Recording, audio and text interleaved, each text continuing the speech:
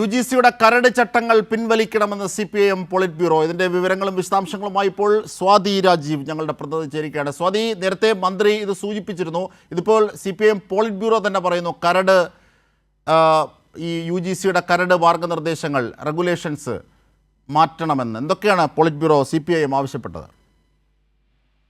അജിംഷാദ്, കഴിഞ്ഞ ദിവസമാണ് ഈ സർവകലാശാല VC നിയമനത്തിൽ അടക്കം പൂർണ്ണ അധികാരം ചാൻസലർക്ക് നൽകുന്ന തരത്തിൽ UGC ഒരു പരിഷ്കരിച്ച കരട് പുറത്തിറക്കിയത്. ഈ പുതിയ കരട് പ്രകാരം വലിയ തരത്തിലുള്ള വിമർശനങ്ങൾ ഉയരുന്ന സാഹചര്യത്തിൽ തന്നെയാണ് ഇപ്പോൾ പോളിറ്റ് ബ്യൂറോയും ഈ വിഷയത്തിൽ ഇപ്പോൾ പ്രതികരണം രേഖപ്പെടുത്തിയിട്ടുള്ളത്. പോളിറ്റ് ബ്യൂറോയുടെ പ്രസ്താവനയിൽ പറയുന്നത് ഈ UGC കരട് ചട്ടങ്ങൾ ഉടൻ പിൻവലിക്കണമെന്ന ആവശ്യമാണ് മുന്നോട്ട് വെച്ചിട്ടുള്ളത്. ഇത് സംസ്ഥാനങ്ങളുടെ അവകാശങ്ങൾ അട്ടിമറിക്കണമെന്നാണ്. അതോടൊപ്പം തന്നെ ഈ വൈസ് ചാൻസലർ നിയമനത്തിലടക്കം ഗവർണർമാർക്ക് ഒരു ഏകപക്ഷീയമായ തീരുമാനമെടുക്കാൻ കരട് അധികാരം നൽകുന്നുണ്ട്. അത്തരത്തിൽ പല നീക്കങ്ങളും പല സംസ്ഥാനങ്ങളിലടക്കം നടന്ന എക്സാമ്പിളുകൾ ഉദാഹരണമടക്കം ചൂണ്ടിക്കാണിച്ചുകൊണ്ടാണ് ഇത്തരത്തിൽ CPIM പരാമർശിച്ചിട്ടുള്ളത്. ഇതിലൂടെ കേന്ദ്ര സർക്കാരിന്റെ താല്പര്യത്തിനനുസരിച്ചുകൊണ്ട് സർവകലാശാലകളിൽ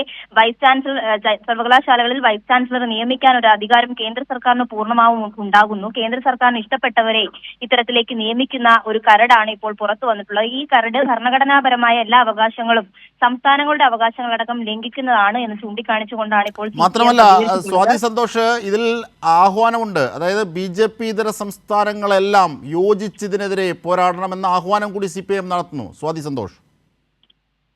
തീർച്ചയായും അജിംഷാദ്, അത് തന്നെയാണ് പറഞ്ഞു വന്നത്. ഈ കരട് എന്ന് പറയുന്നത് ഭരണഘടനാപരമായി സംസ്ഥാനങ്ങളുടെ അവകാശങ്ങൾ എടുത്തു കളയുന്നതാണ്. അതുകൊണ്ട് തന്നെ ഇത് മറ്റ് BJP ഇതര സംസ്ഥാനങ്ങളൊക്കെ തന്നെയും ഈ വിഷയത്തിൽ കൃത്യമായ ഒരു ഇടപെടൽ രേഖപ്പെടുത്തണം. അതോടൊപ്പം തന്നെ ഒറ്റക്കെട്ടായി ഇതിനെതിരെ അണിനിരക്കണം എന്നുള്ള ആവശ്യം കൂടിയാണ് ഇപ്പോൾ CPIM പ്രസ്താവനയിൽ ചൂണ്ടിക്കാണിച്ചിട്ടുള്ളത്. ഇതിനെതിരെ വലിയ വിമർശനങ്ങൾ വിവിധ സംസ്ഥാനങ്ങളിൽ ഇതിനോടക്കം തന്നെ ഉയരുന്നുണ്ട്. BJPക്ക് ഇതിൽ കൃത്യമായ ഒരു ഇടപെടലുണ്ട്. പൂർണ്ണമായും ഗവർണർമാർക്കടക്കം ഒരു ഏകപക്ഷീയമായ തീരുമാനം എടുക്കാൻ കഴിയുന്ന തരത്തിലേക്കും, മാത്രമല്ല ഈ അക്കാദമിക്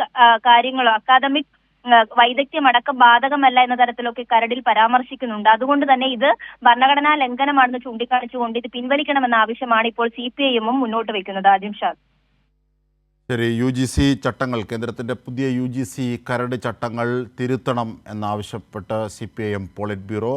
ഇത് സംസ്ഥാനങ്ങളുടെ ഫെഡറൽ മൂല്യങ്ങൾക്കെതിരാണ്. ഇതിനെതിരായി ഒറ്റക്കെട്ടായി BJP ഇതര സംസ്ഥാനങ്ങൾ ഒന്നിച്ചു നിൽക്കണമെന്നും CPIM ആഹ്വാനം ചെയ്യുന്നു. ഇതിൻ്റെ വിവരങ്ങളാണ് സ്വാതി സന്തോഷ് നൽകിയത്.